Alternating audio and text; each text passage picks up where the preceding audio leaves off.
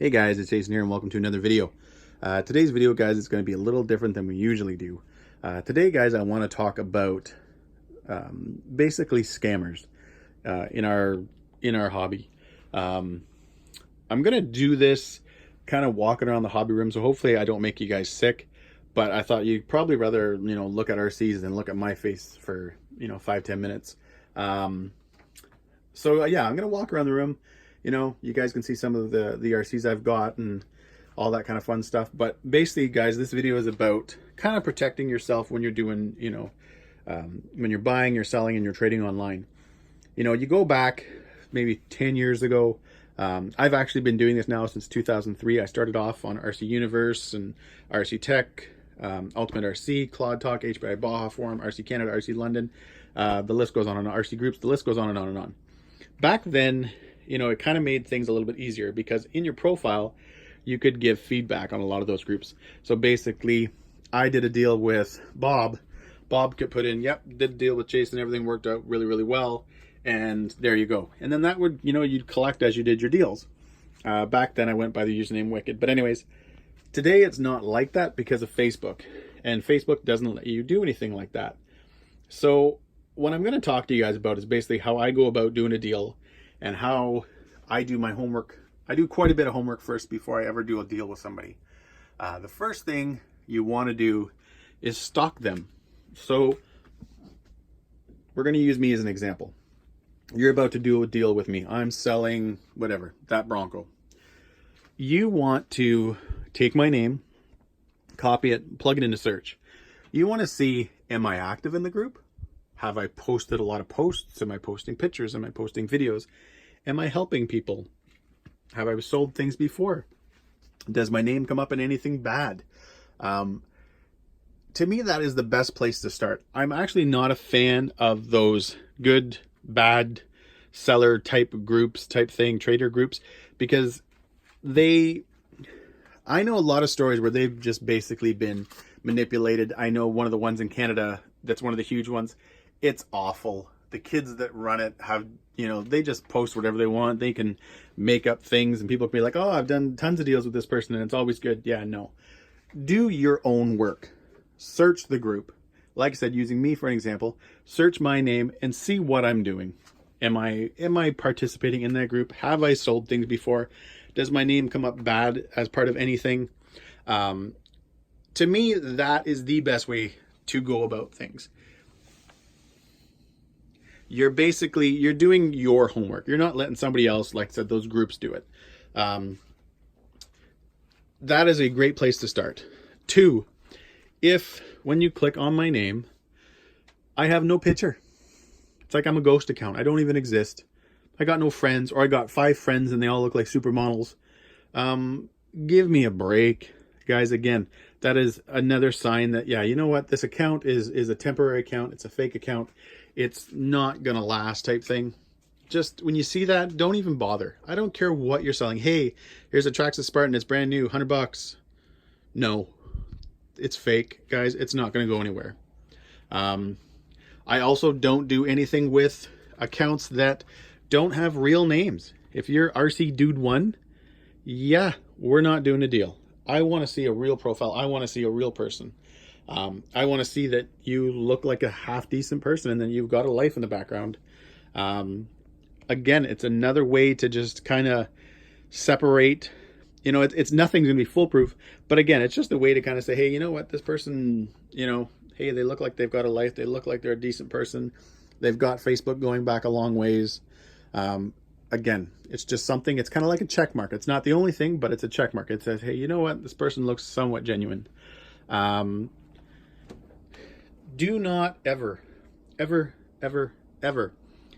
you've never dealt with somebody before and they ask you that they will send, or that they only accept friends and family.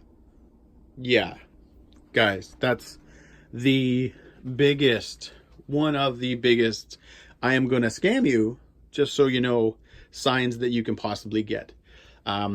Nobody likes to pay that 3% on PayPal, but honestly, if you're doing a deal with somebody and you've looked into them and they seem somewhat genuine, but they keep asking for that, you know what? pay the 3%. It's, I don't know, I'm assuming it's still 3%. It was like 3% on 100. So you're doing a $200-$300 order or deal. Shoot them $6-7 extra and say, here's your fees. They shouldn't have a problem with that. I never do. To me, that's a way of saying, hey, you know what? They just want to be protected. And I get it.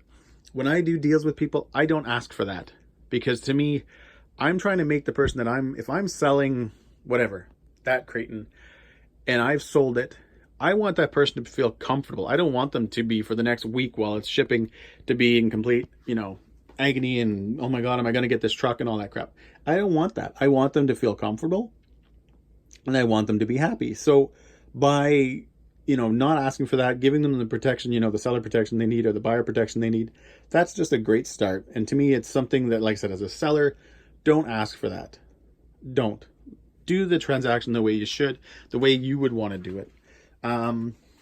Another thing, guys, I'd like to talk about when it comes to, again, buy, sell, and trading, is just make sure that, as a seller, for example, if you sell something, don't sit on it to ship it.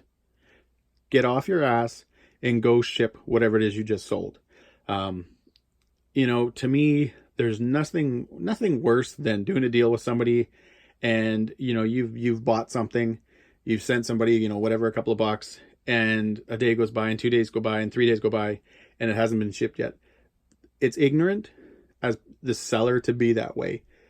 Somebody has just trusted you with money. They're expecting to get that item. You sitting on it because you're too lazy to go to the post office, not cool. Ship it right away. I, for the most part, guys, will try to ship something that day, mainly because I just don't want it anymore. If I sold that Bronco right now, I'd be a little sad that I sold it. So I don't want to sit on it. I don't want to see it still sitting there. I want it gone.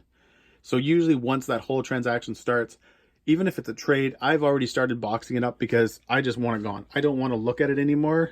It's over. Anyways, guys, that's it. Trying to keep this video under 10 minutes. So to kind of recap, guys. Oh, and I feel like I shouldn't need to say this, but I'm going to say it anyways. Yes, if a deal is too good to be true, it is. If I haven't mentioned that already, that should just be common sense. But guys, at the end of the day, like I said, to kind of recap, do your own homework. Don't trust a site. Don't trust one of those good, bad sellers websites. Honestly, guys, from some of the experience that I've had with people, they're scams, because anybody can go on there and start posting, oh, hey, this person's good. Yeah, RC Dude, ripoff dude is the best person ever. Yeah, RC Dude, ripoff dude is not the best person ever. Don't deal with them. Do your own homework. Look into them. Find out what, again, not to repeat myself, guys, but I just want to stress this stuff. Do your own homework. Search their name on the group. Search their name on other groups. If you're on a TRX4 group, go on some of the other TRX4 groups. See if his name comes up. See if he's active. Make sure that he doesn't have any kind of strikes against them, that, he hasn't done or tried to do this before. If the profiles don't have pictures and they're not real accounts, again, guys, walk away. Don't bother. It's not worth it. If they're asking for friends and family through PayPal, nope. Sorry. It's this or nothing. Doing those things, guys, will help you, because, the worst thing you can do is honestly get scammed. I don't know, if I was to send somebody $500 tomorrow and I didn't get what I just bought, it would turn the hobby sour for me. It would ruin something. I mean, hey, I go to work just like everybody else, and, to give away stuff is not what I'm here for. So anyways, guys, I hope you enjoyed this video. I know it's, like I said, a lot different than we usually do. But I've been seeing lately a few scams come up, people basically kind of going on and saying what has happened, and basically they got scammed. And one of the recent ones I've seen was a guy here in Canada. I think he bought a UDR, or at least he thought he was buying a UDR, and it was already priced lower than what it should be. And it was priced lower than it should be. And then when he started talking shipping with this person, all of a sudden the person just came back with like a random number, like, oh, I'll do it for $15. I can tell you right now, shipping a UDR in Canada is a lot more than $15. That should have been the guy's second sign. And it was one of those things where, no, you're sending it friends and family or EMT or something like that. All those signs, guys, just would have been an immediate sign that I would have just been like, no, we're walking away. And honestly, I wouldn't even have really continued with the deal. I wouldn't even talk to the person after that, because you're just wasting your time. It's not going anywhere. Anyways, guys, again, I hope this helped. Nothing, I don't care what the deal is, nothing is worth getting ripped off. I don't care what it is. And the feeling of knowing that you might be ripped off also sucks. I avoid both of those. I don't want to be ripped off. I also don't even want to have that feeling of possibly being ripped off. Do your homework. Search that person, stalk that person, find out if the real deal. And guys, as the seller, if you're the seller, do shit. Do it right. Okay? Do your shit right. Ship immediately. Don't hold back on the people. Don't wait till you want to go do it. That buyer has just trusted you. Get it out. Pack it properly. And again, don't ask for friends and family if it's the first time you're dealing with somebody. It makes you sound really sketchy. Okay? Either lose a couple of bucks, or hey, ask the person for an extra $5 to cover the PayPal fees and all that kind of stuff. And everybody's going to come out good. You as the seller come out good, and you look good. And guess what? Now you're building up trust. That will get out there. And two, as the buyer, you know, cover your ass. Do what you need to do. Anyways, guys, thanks a lot. Hope you enjoyed the hobby room at the same time. I recently got the boat and a few other things.